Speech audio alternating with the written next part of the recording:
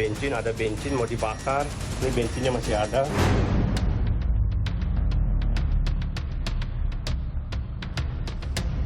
Tersangka S melemparkan juga barbel ke dalam.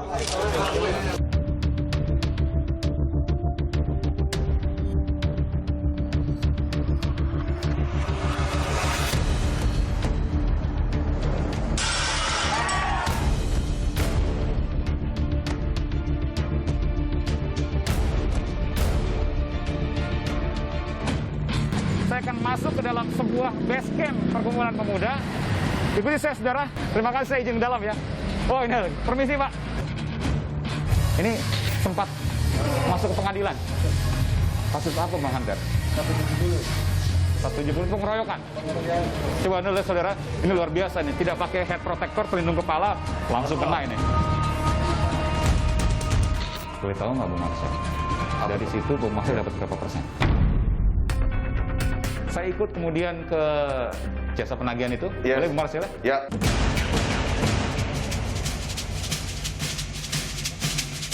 Dan saudara, saya sudah sampai di satu daerah di Jakarta Selatan. Ini kasusnya apa? Utang pinjaman Berapa jumlahnya? 4M. Bukan, begini dengar dulu. Abang Acang balik juga, Abang Acang Abang Acang balik juga. Kita mau melihat prosesnya. Kalau melanggar hukum kan nanti bisa kita kritisi juga. Mau dengar?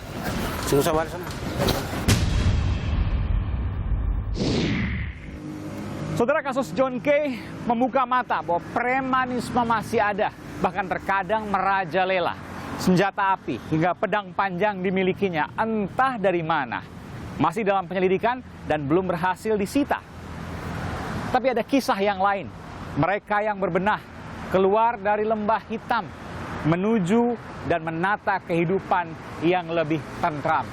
Tapi ada satu pertanyaan, sampai kapan mereka kuat bertahan? Saudara, saya Aiman Wicaksono, ikuti saya yang akan bertandang ke tempat mereka eksklusif dalam dunia hitam, debt collector, dan premanisme.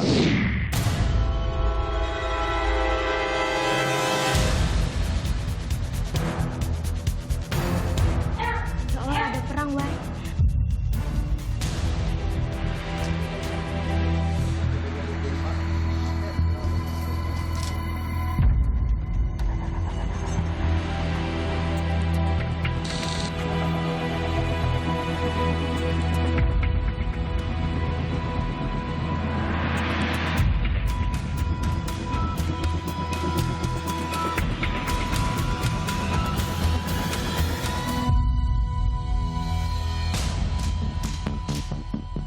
John Refra, dikenal dengan sebutan John K., bersama puluhan anak buahnya terlibat kasus, terancam pasal berlapis hingga hukuman mati. Sebabnya, insiden penyerangan dan penganiayaan berat yang menyebabkan kematian di perumahan Green Lake City, Tangerang, dan Duri Kosambi, Jakarta Barat.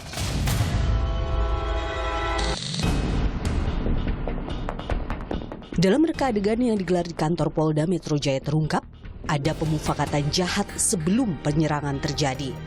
John K. dan kelompoknya diduga berencana membunuh Nus K. yang ternyata masih paman dari John K.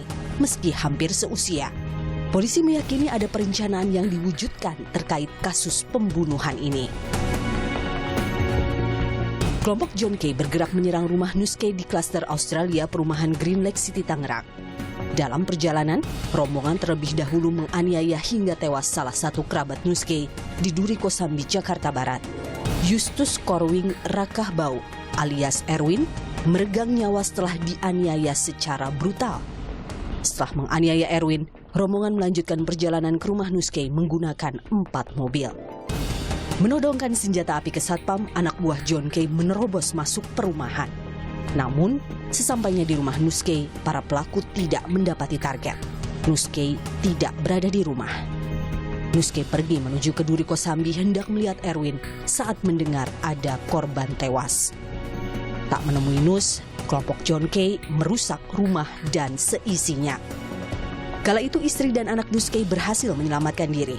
Pasca perusakan, kelompok John K meninggalkan lokasi sambil menabrak pagar perumahan dan menembakkan senjata api. 1 satpam tertabrak, 1 pengemudi ojek tertembak.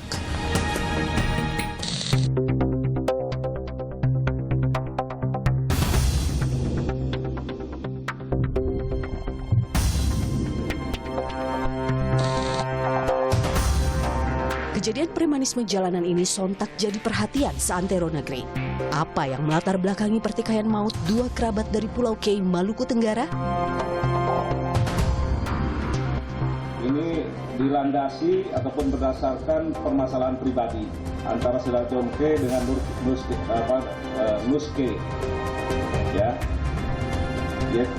terkait adanya ketidakpuasan dalam hal ini pembagian uang hasil penjualan tanah. Meski demikian, Nus K berdalih persoalan telah selesai. Saya tidak pernah merasa mengkhianati dia kok. Itu cuma masalah tanah di Ambon itu, masalah urusan di Ambon itu. Tapi kan urusannya sudah selesai. Tugas saya mengurusnya sudah selesai. Saya sudah kembalikan ke dia. Itu beres. Dia tinggal menyuruh pengacaranya untuk kamu untuk melanjutkan itu. Jadi bukan kewenangan saya lagi, bukan ranah saya lagi di sana. Proses hukum John K CS terus berlangsung. John K pun kini jadi tersangka dengan ancaman pasal berlapis hingga hukuman mati. Beberapa hari ditahan, putri kandung John K, Melan Refra, mengungkap fakta lain. Dan saya merasakan bahwa dari Nusa Kambangan terus sampai rumah, papa itu berubah dari kehidupan yang lama. Jadi semua itu saya rasakan dimulai dari saat di rumah. Sekarang di mana-mana kita mulai dari doa. Apapun itu, peristiwa penyerangan oleh kelompok John K membuka mata. Premanisme masih ada dan kadang merajalela. Meski begitu, tak semua kelompok sama. Ada pula kelompok yang berbalik arah, membina para pemuda yang luntang-lantung tanpa tujuan, menarik mereka dari dunia hitam dan memperkerjakan sebagai tim pengamanan. Profesi menantang bahaya yang besar resikonya bagi jiwa dan juga hukum. Lantas, sejauh mana usaha agar mereka tak kembali ke lubang yang sama? Aiman mengunjunginya, eksklusif.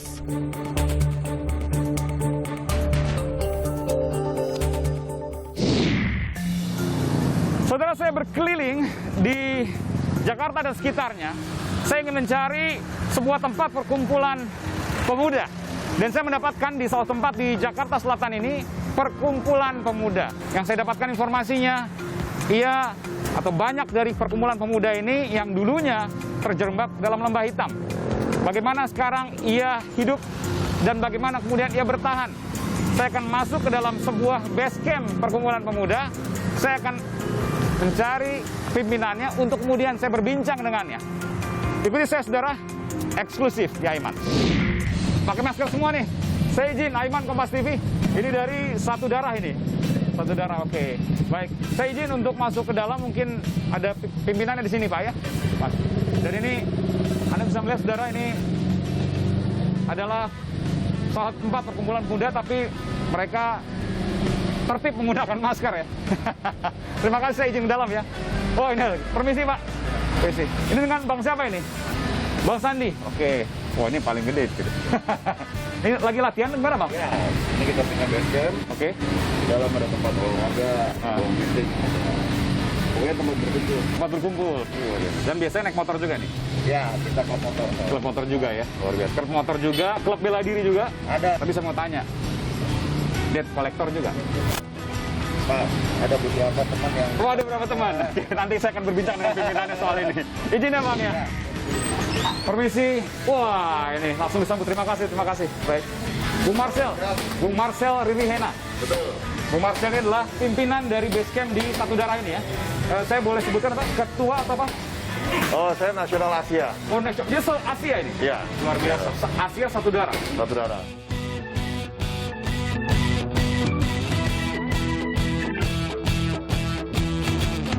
Baik. Ini teman-teman dari Ini koordinator penagihan. Oh, koordinator.